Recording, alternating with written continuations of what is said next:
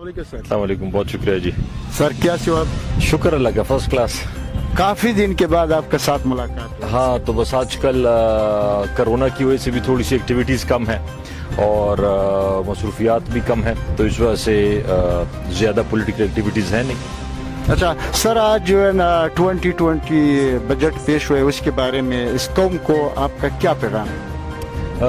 मैंने डिटेल में भी नहीं देखा अभी, चूँकि अभी पेश हुआ है। मैंने सरसरी सा जो मुझे अंदाज़ा हुआ है वो ये है कि ऑब्वियसली कोरोना की वजह से बहुत ज़्यादा प्रॉब्लम्स हैं, इस दफ़ा बजट बनाना भी बहुत मुश्किल है और जो रेवेन्यू के टारगेट्स रखे गए हैं उनको भी ऑब्वियसली पूरा करना बहुत ज़्यादा मुश्किल होगा। लेकिन जो अच्छी बात है इसमें मेरे ख्याल में आम आदमी के लिए या आवाम के लिए, गरीब आदमी के लिए कि एहसास प्रोग्राम के लिए या कोरोना के लिए काफ़ी पैसे रखे गए हैं रिलीफ की मद में, तो उससे इंशाअल्लाह ताला जो कि पीटीआई का, प्राइम मिनिस्टर का एक विजन है कि जो बहुत ज़्यादा ऐसे लोग हैं जो कि गुर्बत की लकीर से नीचे हैं, तो उनको इंशाअल्लाह ताला मैक्सिमम रिलीफ मिलेगा और मिलना भी उनको चाहिए। सर इस बजट में कौम के ऊपर कोई टैक्स अज़ीम नहीं किया, इसके बारे में क्या? तो इस वक्त तो हालात ऐसे हैं कि इस वक्त तो बहुत अच्छा है कि कोई नया टैक्स नहीं लगाया। मेरे ख्याल में जो इन हालात में बेहतरीन एक चीज़ हो सकती थी वो हुई है। बहरहाल आने वाले वक्त में अल्लाह करे कि कोरोना कम हो जाए, इससे हलाकतें कम हो जाएं, इकॉनमी वापस अपने ट्रैक पे चली जाए।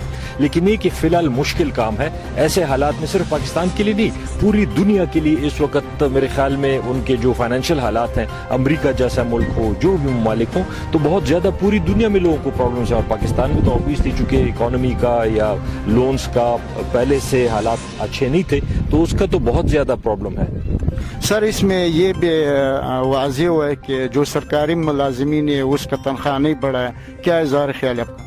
देखिए इस वक्त तो मेरे ख्याल में अगर हुकूमत अफोर्ड कर सकती है तो सरकारी मुलाजमीन भी इस मुल्क के, इस कौम के ज़ाहिर बातें काम करते हैं, उनको भी रिलीफ मिलना चाहिए।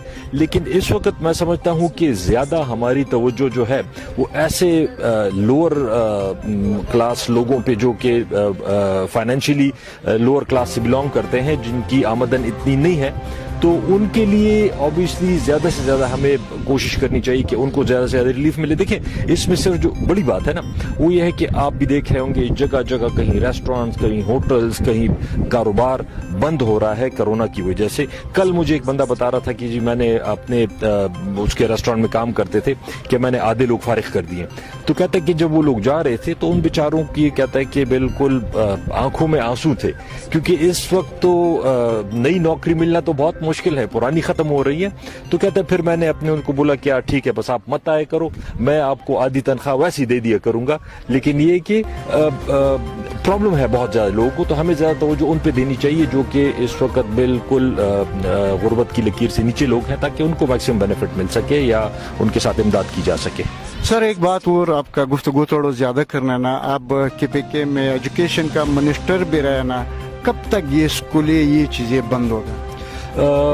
क्योंकि काफ़ी सारे बच्चे महरूम हो रहे हैं तालीम की वजह से।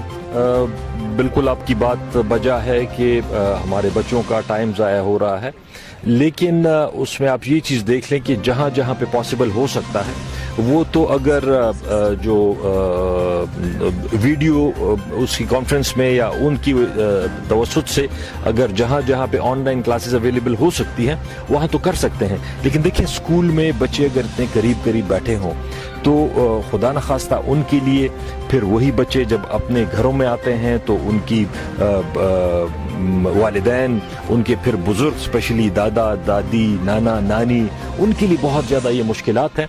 तो मेरे ख्याल में कुछ अरसे तक जब तक ये कर्व नीचे नहीं आ जाता, क्योंकि अभी तो बढ़ रहा है, तो इस वक्त मेरे ख्याल में स्कूल नहीं खुलने चाहिए। अल्लाह बेहतर करे, इंशाअल्लाह ताला ज़िंदगी रही तो पढ़ाई भी हो जाएगी। लेकिन ये कि इस वक्त मेरे ख्याल में ज़्यादा मसले होंगे अगर इस वक्त स्कूल प्रैक्टिकली खोल लें तो।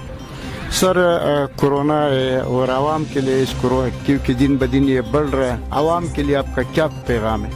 देखिए आवाम के लिए तो सिंपल सी बात है कि दो चीज़ें हैं इसमें, सिर्फ आपने एहतियात करनी है और अपना इम्यून सिस्टम ठीक रखना है।